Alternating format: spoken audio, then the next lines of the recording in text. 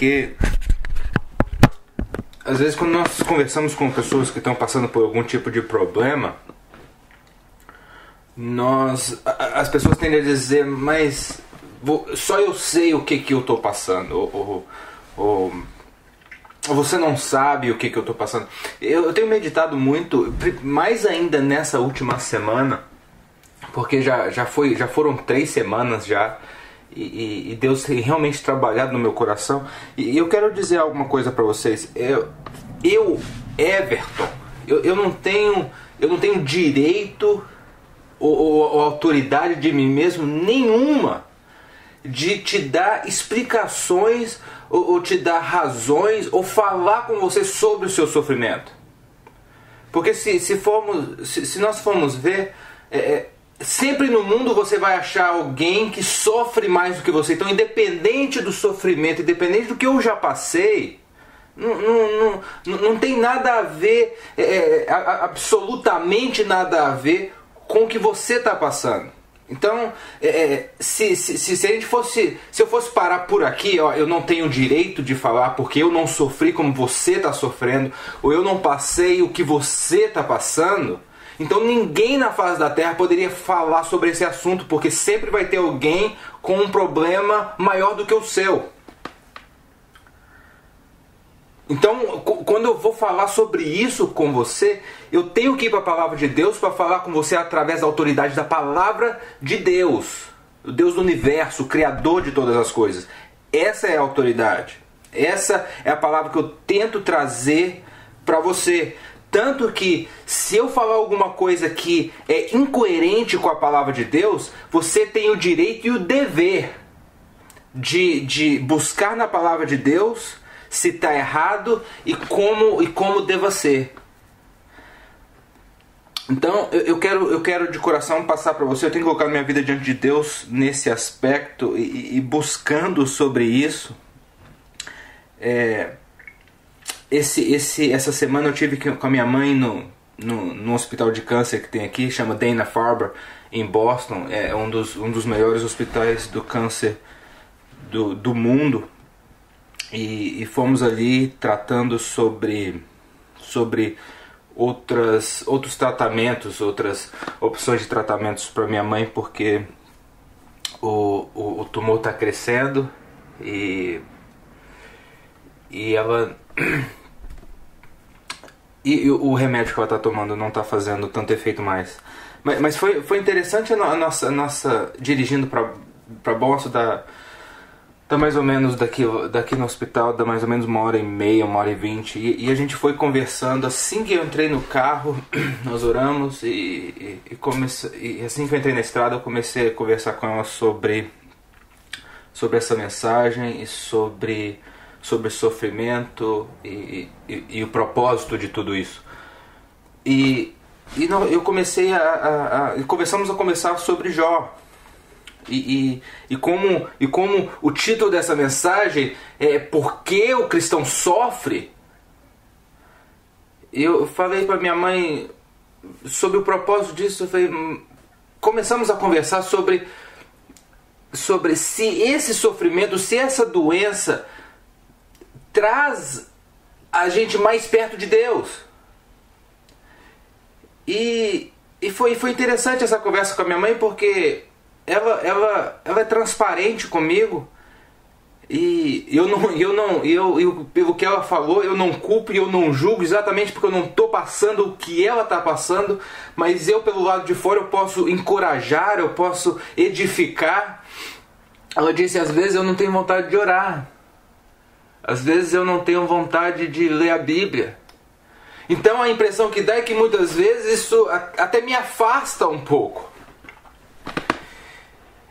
E a primeira coisa, quando alguém me está com algum problema e a pessoa começa exatamente a entrar por esse lado onde eu não estou conseguindo buscar Deus porque está doendo demais, sempre a minha mente me leva de volta quando Pedro andou sobre as águas. Veja, Pedro estava por lado de dentro do barco e ele viu Jesus andando sobre as águas e ele falou assim, se é o Senhor, me manda ir até ti. E Jesus falou assim, vem. Sobre essa palavra, sobre esse vem de Jesus, Pedro saiu do barco e começou a andar sobre as águas. Mas se você ler o texto, você vai ver que ele estava olhando para Jesus. Então, enquanto ele estava olhando para Jesus, enquanto ele estava com os olhos fitos em Jesus, Pedro andou por cima das águas, Pedro andou no milagre de Deus, ele andou sobre o poder e sobre a autoridade da palavra de Deus. Mas a partir do momento que ele percebeu a fúria do vento, a partir do momento que ele viu que ele estava em meio a um caos, a partir do momento que ele viu que ele, mesmo assim, ele ainda estava em meio a um problema, ele começou a afundar. E eu posso dizer, começou a afundar na fé, porque quando Jesus coloca ele de volta do barco, ele fala: por que você não teve fé? Por que você não creu? Então eu falo para minha mãe, eu falo para as pessoas, geralmente, quando seja qual for o problema, caso doença, trabalho, seja o que for, eu falo: fita seus olhos em Jesus. E eu falei para minha mãe, mãe, se afoga em Deus de uma maneira que quando você olhar para os seus problemas, eles vão ser tão pequenos e Deus tão grande para você, que você vai conseguir buscar a Deus independente dos problemas. Epístola de Tiago, no capítulo 1 e no verso 2, ele diz assim, por que nós vamos falar, vocês sabem que eu vou falar de Jó, e por que eu estou falando de Tiago? Só um pouquinho e eu já te mostro. Meus irmãos, tende por motivo de toda alegria a passardes por várias provações, sabendo que a provação da vossa fé, uma vez confirmada, produz perseverança. Agora, o estranho é que a tribulação, a provação, os problemas tendem a fazer totalmente o contrário, a nos entristecer. E aqui ele está falando, meus irmãos, tende por motivo de toda alegria o passardes por várias provações, sabendo que a provação da vossa fé, uma vez confirmada, produz perseverança. E no verso 12, ele diz assim, bem-aventurado o homem que suporta com perseverança a provação, porque depois de ter sido aprovado, receberá a coroa da vida, ao qual o Senhor prometeu aos que o amam. E no capítulo 5, no verso 11, ele disse assim, eis que temos por felizes os que perseveravam firmes. Pode ver que os 3 versículos têm essa palavra perseverar. Ser constante. Tendes ouvido da paciência de Jó, e vistes que fim o Senhor lhe deu, porque o Senhor é cheio de terna misericórdia e compassivo. O bom de hoje é que nós temos o plano de Deus todo dentro da nossa Bíblia. A gente pode ver o começo, o meio e o fim. Aqui Tiago está falando sobre tendes ouvido da paciência de Jó. Nós já vamos entrar em Jó e você vai ver que Jó, ele não sabia qual que seria o fim. Ele não sabia o que ele tinha que fazer para ele chegar ao fim. A ponto de que o alvo dele já chegou ao ponto que não era mais ter as coisas dele de volta, ou ser sarado, ou ter a fortuna dele de volta. E nós podemos ver o fim que Deus deu a Jó. Agora vamos ao livro de Jó, capítulo 1. Eu quero ser breve, porque se alguém tiver alguma pergunta, a gente talvez dê tempo para responder alguma coisa. Jó, capítulo 1. Havia um homem na terra de Uz, cujo nome era Jó, homem íntegro e reto, temente a Deus, e que se desviava do mal. Ou algumas traduções dizem, ele evitava o mal. Então presta atenção, era um homem da terra de Uz. Ele era íntegro.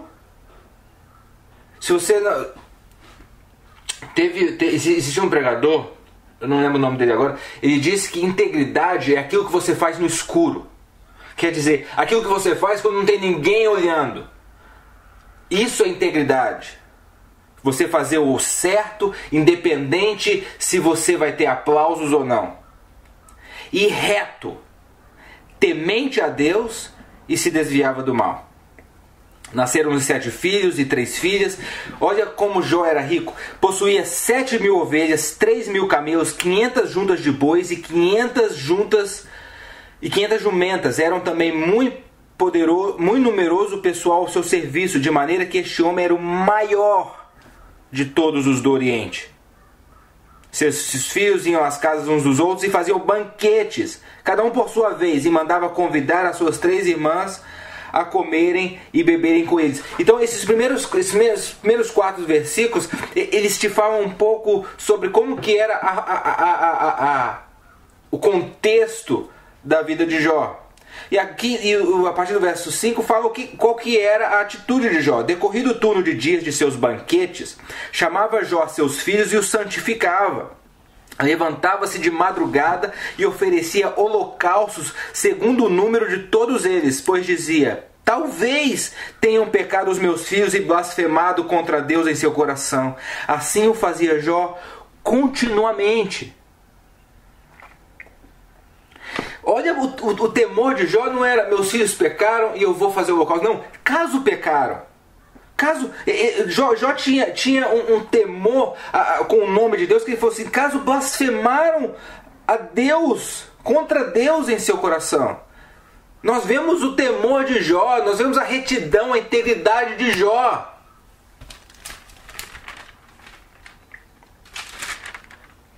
Pula no verso 13.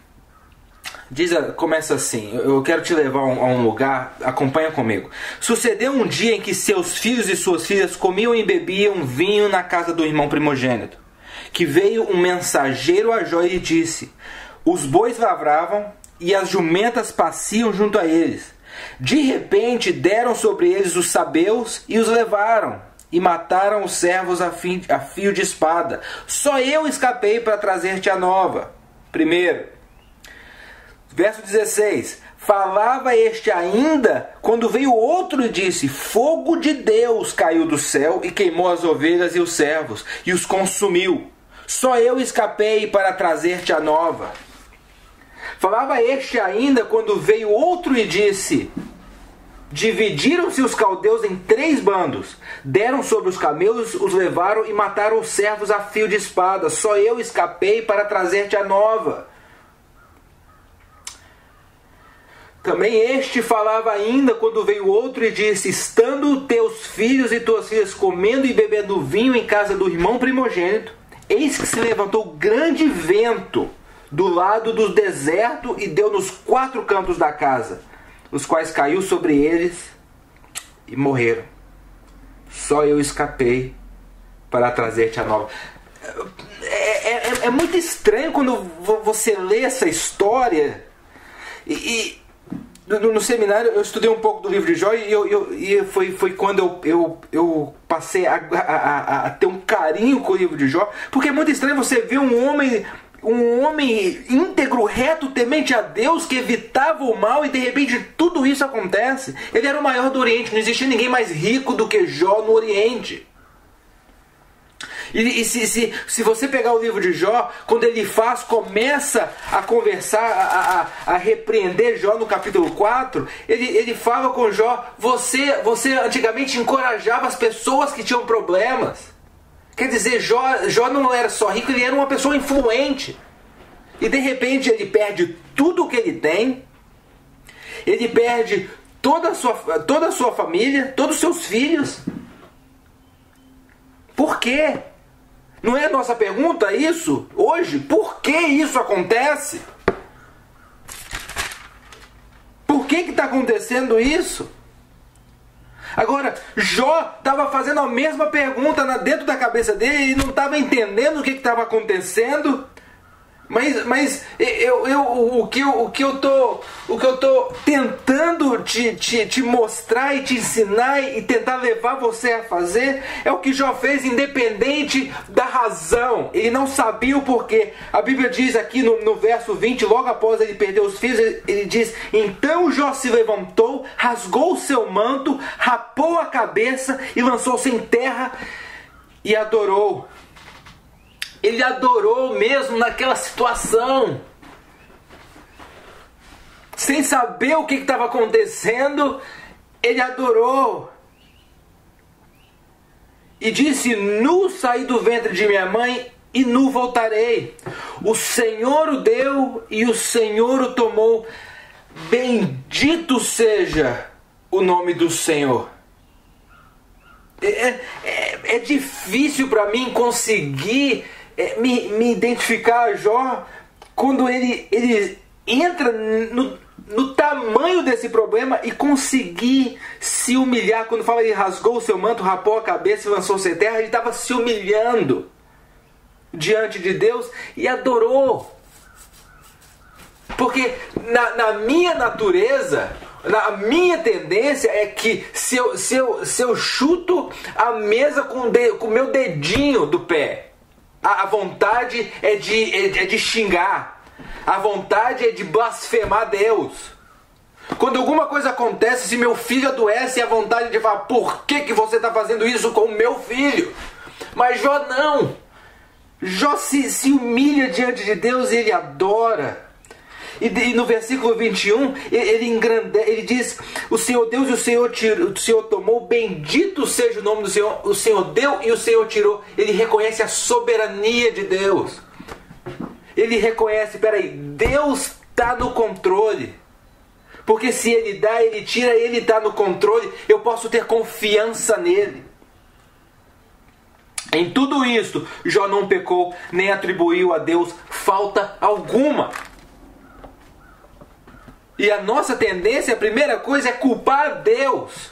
Porque nós fomos ensinados dentro da igreja que se nós andarmos reto, se nós fizermos as coisas certas, se nós orarmos, se nós jejuarmos, se nós buscarmos a Deus, tudo vai ser bom e bem na nossa vida. Nada vai vir contra a nossa vida. E aqui você vê acontecendo com o homem fazendo exatamente o que nós somos ensinados a fazer. Um homem que fazia as coisas certas, as coisas corretas. Quando nós voltamos no capítulo 1 e no verso 6, a gente entende o que está acontecendo. No dia em que os filhos de Deus vieram apresentar-se perante o Senhor, veio também Satanás entre eles. Então perguntou o Senhor a Satanás: de onde vens? Satanás respondeu ao Senhor e disse: de rodear a terra e passear por ela.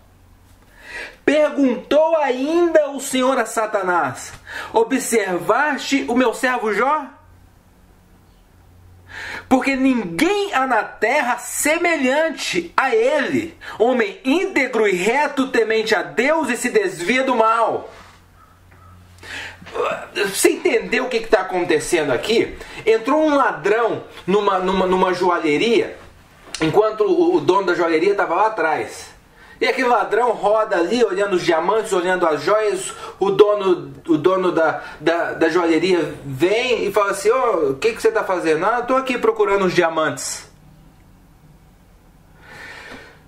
Ele sabe que esse cara é um ladrão. E esse cara fala: estou aqui olhando os seus diamantes. Aí ele diz assim: você está aqui olhando meus diamantes? Você já viu qual que é o diamante mais caro que eu tenho?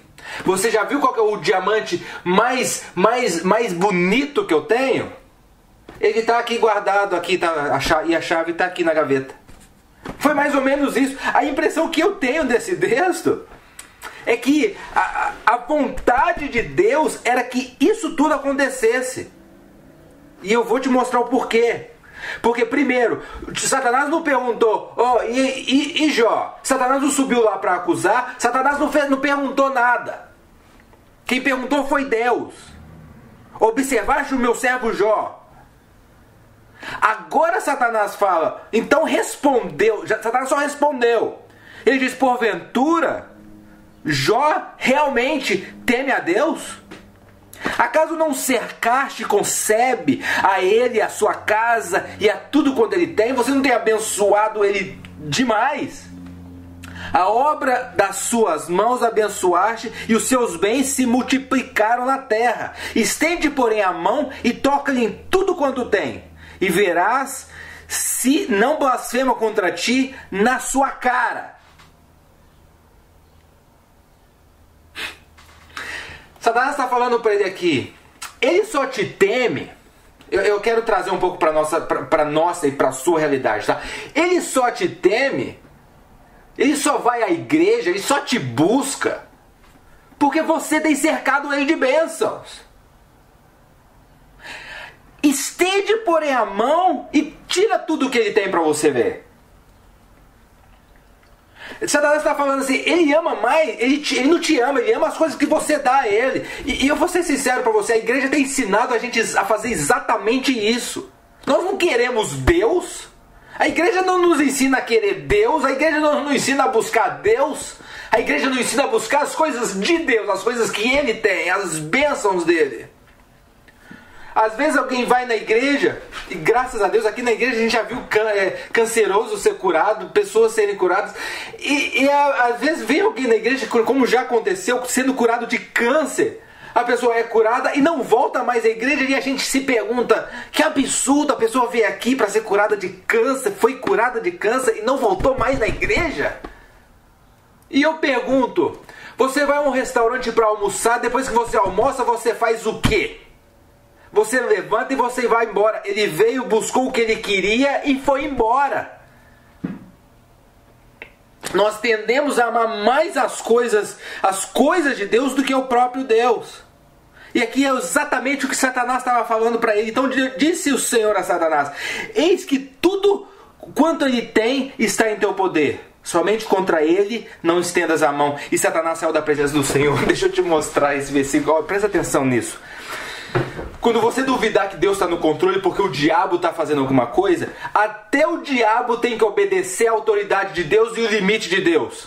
Se Satanás tocar na sua vida, ele só pode tocar até onde Deus permite. Porque Deus disse, eis que todos os bens dele estão na sua mão, mas não encosta a mão em Jó. Não encosta nele. É o limite. E Satanás saiu da presença de Deus. Aí segue aquilo que a gente leu, onde ele perde tudo, incluindo os seus filhos. Mas Jó, diante daquilo, ele adorou. Se eu pudesse colocar um tema nessa mensagem agora, seria Jesus é melhor. Essa seria a minha mensagem. Jesus é melhor, porque Jó ele lançou-se por terra e adorou, porque ele estava dizendo, Deus é melhor. Eu tinha tudo isso, mas mesmo sem tudo isso, ele continua sendo Deus e Jesus é melhor. Então no versículo 2, no capítulo 2, no verso 1, no dia em que os filhos de Deus vieram apresentar-se perante o Senhor, veio também Satanás entre eles apresentar-se perante o Senhor. Então o Senhor disse a Satanás, de onde vens? Respondeu Satanás ao Senhor e disse, de rodear a terra e passear por ela. Perguntou o Senhor a Satanás, observaste o meu servo Jó? Era como se aquela tal, não sei como é que fala, se era luva de pelica, que estava batendo na cara do diabo, falando, lembra do meu servo Jó? Porque falando a mesma coisa. Porque ninguém é na terra semelhante a ele, homem íntegro e reto, temente a Deus e se desvia do mal. Ele, agora Deus adiciona algo, ele conserva a sua integridade, embora me incitasses contra ele. Porque Satanás estava falando para Deus, ele só te busca, ele só te teme porque você abençoa ele, porque você cerca ele de bênção. Então Deus está falando, embora me incitasses contra ele, para o consumir sem causa, sem motivo algum. Porque na vida dele não tem nada na nossa concepção, não tem nada que puna ele, que coloca ele em dívida. Então Satanás respondeu ao Senhor, pele por pele, e tudo quanto o homem te tem dará pela sua vida. Então agora Satanás está falando, ok, se os bens dele eram menores do que o temor dele a Deus, eram menores do que o amor dele a Deus, pele por pele, tudo quanto o homem tem, dará pela sua vida. A outra tendência que nós temos a amar a nossa vida, a nós mesmos, a mais do que Deus. Daí vem o egoísmo, daí vem outras coisas. E ele diz assim, estende porém a mão, toca-lhe nos ossos e na carne, e verás se não blasfema contra ti na face. Enche ele de doença. E você vai ver se ele não ama mais a vida dele do que ao Senhor. Disse o Senhor a Satanás, olha a soberania e o controle de Deus. Eis que ele está em teu poder, mas poupa-lhe a vida. Deus deixou Jó sobre o poder de Satanás, mas disse, não toca na sua vida. O diabo só pode ir até onde o Senhor permite. Então saiu Satanás da presença do Senhor e feriu a Jó de tumores malignos, desde a planta do pé até o alto da cabeça. Para você ter a noção de como eram esses tumores, como era a doença de Jó dos pés à cabeça, no versículo 8 fala, Jó sentado em cinza, tomou um caco para ele raspar-se. Para com ele raspar-se. Então sua mulher lhe disse, ainda conservas a tua integridade? Olha, eu ouvi uma mensagem em 2008 que eu preguei sobre a vida de Jó. E eu lembro de eu não falando muito bem sobre a mulher de Jó por causa disso que ela falou. Ainda conservas a tua integridade, amaldiçoa a Deus e morre. Só que essa semana, sabendo que eu ia falar de novo sobre o livro de Jó, voltei e dando uma olhada no livro de Jó, eu falei, peraí, isso é uma mulher que acabou de perder 10 filhos. É uma mulher que acabou de perder tudo. Eu estava falando mal de uma mulher que eu faço a mesma coisa. Ainda conservas a tua integridade, amaldiçoa a Deus e morre. Mas ele respondeu, e você vê o carinho de Jó com essa mulher. Porque ele fala assim, você fala como qualquer doida. Ele não falou que ela é doida. Ele falou assim, não, peraí. Igual o pastor Jacques chama o pastor Tcheco, baby, peraí. Você não é... quem está falando não é você. Isso não é você. Você está falando como uma mulher doida. Mas você não é doida. Eu tive que repensar esse caso sobre a mulher de Jó. Porque eu consigo me identificar com a mulher de Jó. Porque a minha tendência é amaldiçoar Deus e morrer. Mas ele diz, temos recebido o bem de Deus e não receberíamos também o mal? Em tudo isso não pecou Jó com os seus lábios. Com tudo isso Jó ainda disse, Jesus é melhor. Deus é melhor do que os meus bens, do que a minha família. Eu amo mais a Deus do que todas as coisas. Não é este o primeiro mandamento? Amarás o Senhor teu Deus sobre todas as coisas, e todas as coisas. Como eu não tenho muito tempo, só para você entender o porquê que Deus... Mas então Deus permitiu essas coisas. Então por que Deus permitiu essas coisas?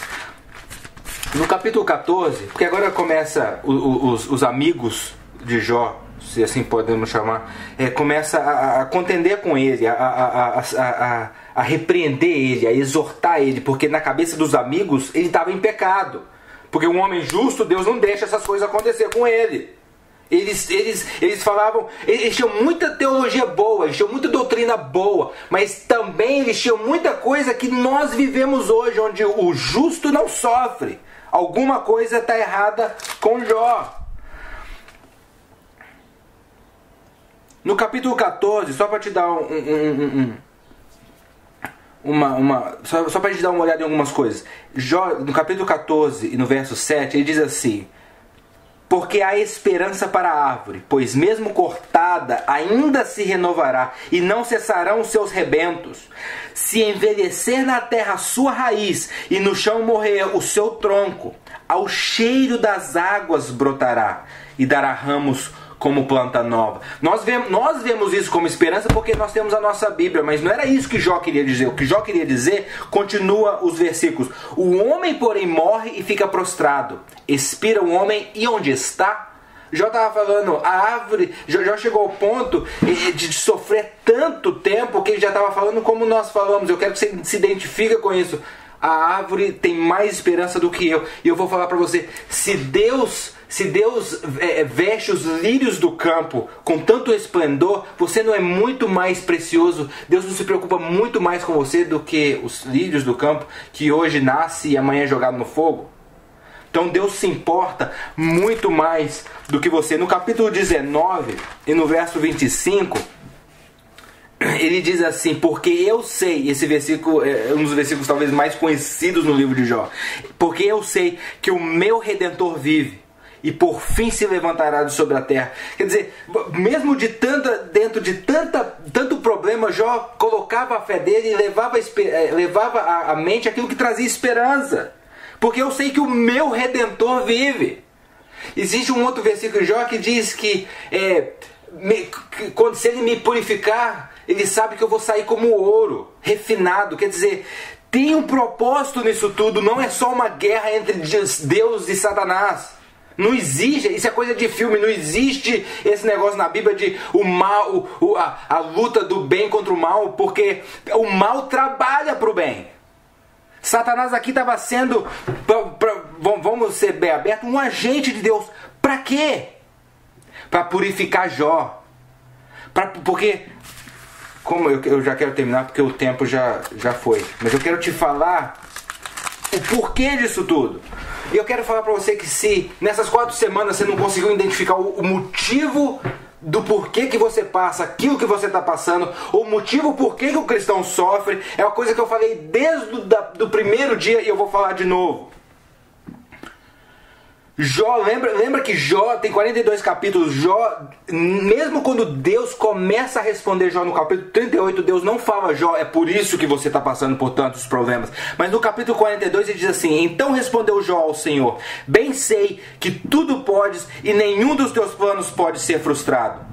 Quem é aquele, como disseste, que sem conhecimento encobre o conselho? Estava falando dele mesmo. Na verdade, falei do que não entendia, coisas maravilhosas demais para mim, coisas que eu não conhecia. Escuta-me, pois, havia dito, e eu falarei, e te perguntarei, e tu me ensinarás. Agora, para mim, a chave do livro de Jó está no versículo 5, no capítulo 42. Eu te conhecia só de ouvir falar.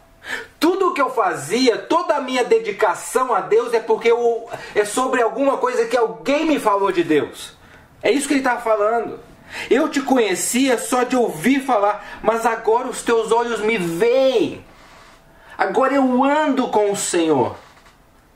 Acho que a Ademar de Campos, eu acho que tem uma música que fala: antes eu te conhecia de ouvir falar, mas agora de contigo andar.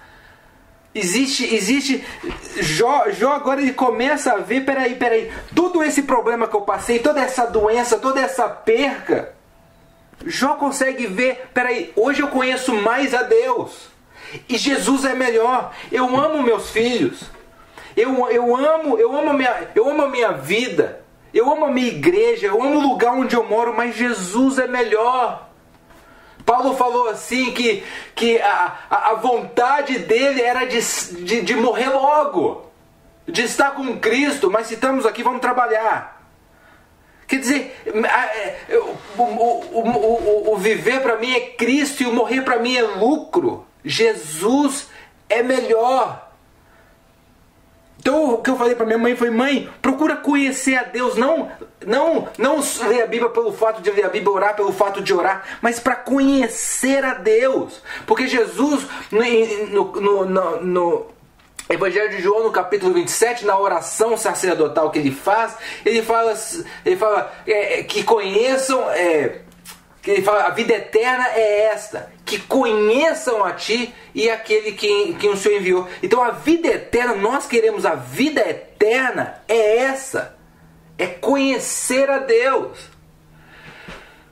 Teve um escritor, Lutero, ele falou assim, que ele tem 3 coisas que ele falou que nós devemos ter para andarmos na vida cristã, para conhecermmos a Deus e ter plenitude de vida. A terceira coisa é sofrimento. É interessante ver, porque na Bíblia nos ensina que através do sofrimento nós conhecemos a Deus. E através dos conhecimentos nós temos a convicção de que Jesus é melhor. E meus irmãos, nós temos o livro inteiro, nós temos o fim do livro, nós temos Apocalipse 20, 21 e 22. Nós sabemos qual é o nosso destino. Salmo 119, eu creio que vai ser o meu último versículo. O salmista diz assim, Salmo 119, no verso 71.